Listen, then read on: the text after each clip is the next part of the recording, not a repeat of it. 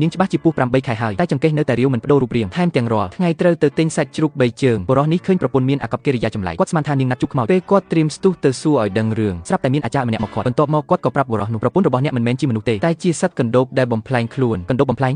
អ្នកនិយាយស្អីមិនសមរម្យទេគុំថាខ្ញុំមិនបានប្រាប់ឲ្យដឹងណាកណ្ដូបបំផ្លែងពស់ត្រូវស៊ីសាច់ឈើបំពន់ពេលនាងចិត្តដល់ថ្ងៃសម្រាលនាងនឹងស៊ីប្តីរបស់នាងទាំងសាច់ទាំងឆ្អឹង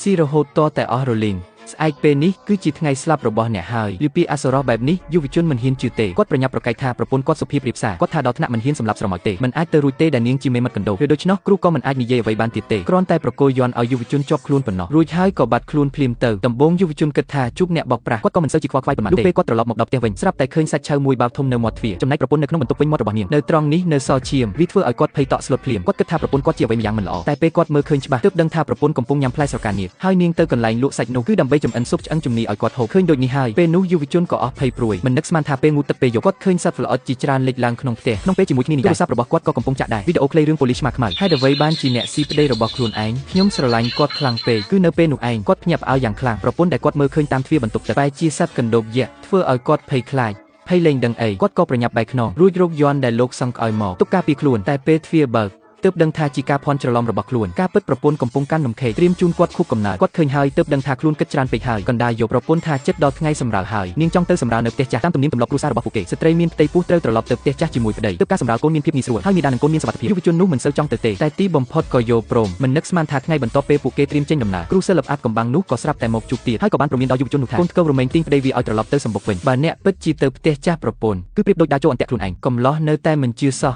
គ្មានជំរឿសលោកសង្កក៏ឲ្យគាត់ថងយាមមួយទៀតគាត់ថាវាអាចបំបែកអំពើអាក្រក់បានឲ្យកំឡោះបើពេលប្រពន្ធសម្រាលកូនវាអាចជួយជីវិតគាត់បាននិយាយចប់លោកសង្កក៏ញាត់ថងនោះដាក់ដៃកំឡោះរួចគាត់ក៏ងាកដើរចេញទៅមិនយូរប៉ុន្មានប្តីប្រពន្ធក៏បាត់ឡានត្រឡប់ទៅផ្ទះកំណើតខាងស្រីវិញពេលទៅជិតផ្ទះចាស់កំឡោះកាន់តែមានអារម្មណ៍មិនស្រួលសត្វល្អិតលើផ្លូវចំរំគ្នាពេញចិត្តបិទបាំងកញ្ចក់មុខឡានអស់ហើយប្រពន្ធថានៅស្រុកស្រែបរិយាកាសល្អទើបមានសត្វល្អិតច្រើនបែបនេះដូច្នោះកំឡោះទើបអស់ចិត្តហើយបន្តដំណើរទៅពេលពួកគេទាំងពីរត្រឡប់មកដល់ផ្ទះចាស់វិញអ្នកចេញមកទទួលគឺប្អូនស្រីខាងប្រពន្ធក្រោយពីបាននិយាយគ្នារស់នោះដឹងច្បាស់ថាប្រពន្ធរបស់គាត់និងប្អូនស្រីមិនចុះសម្រុងគ្នាទេតែគាត់មិនចាប់អារម្មណ៍ទេក៏ដើរតាមចូលទៅទើបគាត់ដឹងថាផ្ទះចាស់ប្រពន្ធក្នុងសាលធំមានតែឈ្មោះម្ដាយក្មេកតែឪពុកក្មេកទេរបស់ប្រពន្ធគាត់លាក់បាំងនៅភាពអាថ៌កំបាំងគ្រប់ទីកន្លែងមិនត្រឹមតែក្នុងសាលធំដាក់តាំងរូបសំណាកម្ដាយក្មេកតែប៉ុណ្ណោះទេគ្មានរបស់ឪពុកក្មេកទេថែមទាំងមានសត្វល្អិតជាច្រើនដូចដែលគាត់ធ្លាប់ឃើញសូម្បីតែពេលយប់ក៏ឃើញថាស៊ីវសូម្បីតែនៅពេលយប់ក៏ដោយរបស់ទាំងនេះសុទ្ធតែនៅក្នុងសមុទ្រដែលហូបភ្លាមនោះធ្វើឲ្យកំឡោះនោះភ័យតក់ស្លុតគាត់ប្រញាប់ប្រាប់ប្រពន្ធកុំឲ្យផឹកអ្នកនិយាយស្អីហ្នឹងនេះសុទ្ធតែជាអស្មានតម្លៃល្អបំពន់សុខភាពណាស់